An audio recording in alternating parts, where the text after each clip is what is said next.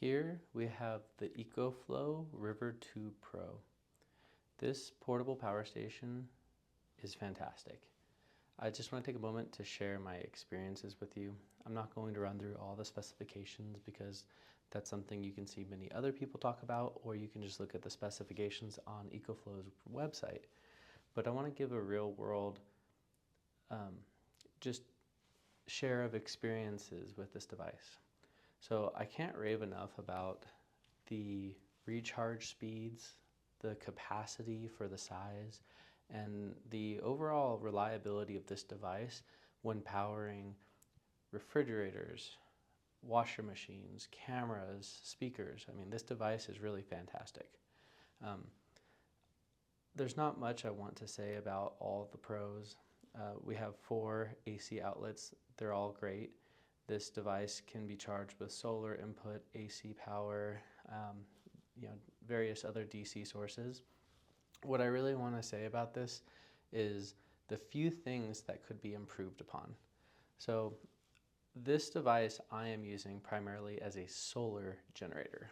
I'm experimenting with many other power stations that can be charged with solar to see which of these can provide the most value in terms of capability and literal power generation and consumption. So with this device, the first thing that I am not ecstatic about, but it's okay, is the limitations on solar input. This can take in 220 watts of solar input, and I've seen it achieve that. So good job, EcoFlow, with honest advertising of your capabilities.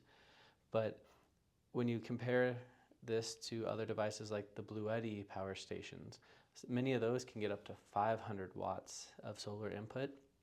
And where this becomes useful, I've used this device to run projectors, just to project video, presentations, and what I've found is a typical projector might use 250 watts of power, and this device can only run a projector for about 2.5 hours before running out of enough energy to continue.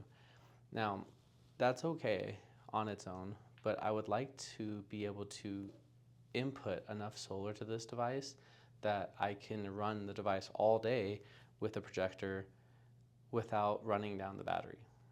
So really, the solar input I wish could be similar to that of Bluetti's, where we're around 500 watts of solar input.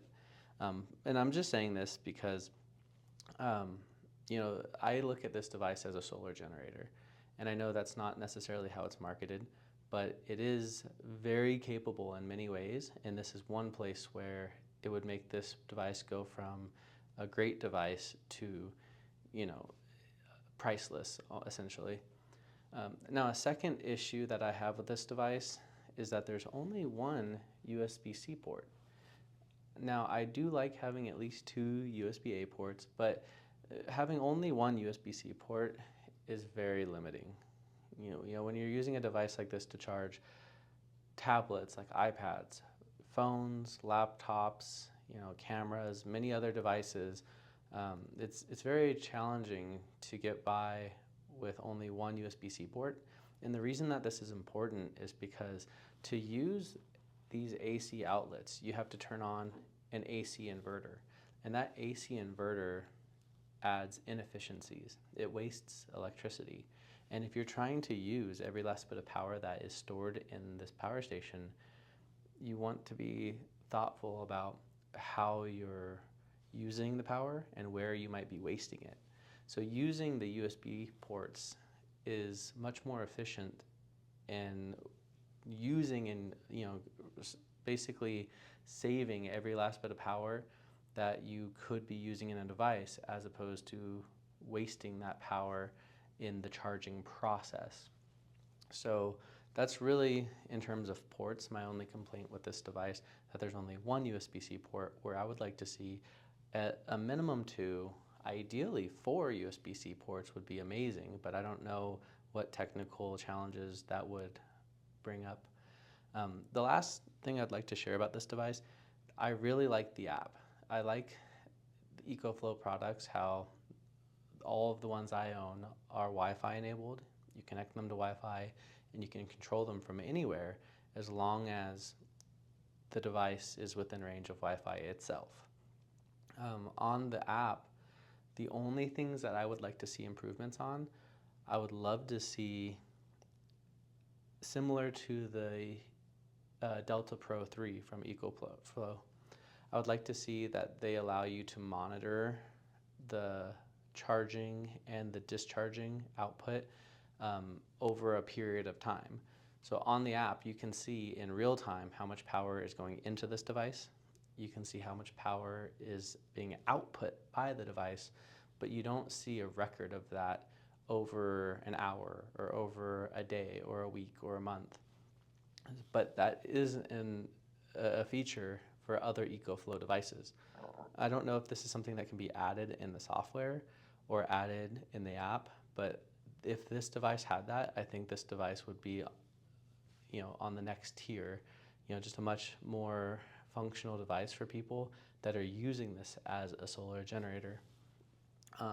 But the last thing I want to point out regarding the app and this device, it's really great that you have a ton of flexibility to decide the charging and discharge limits for this device. If you're using it for solar, or you're keeping it plugged in all the time, you can set a max charging state where you do not surpass that charging state, such as 80% or 85%, if you only want to charge up to that point, so that you help take some of the stress off of the batteries to help prolong the life of the device. I really like that feature, and the flexibility that you have a wide range of levels that you can set the charge level to.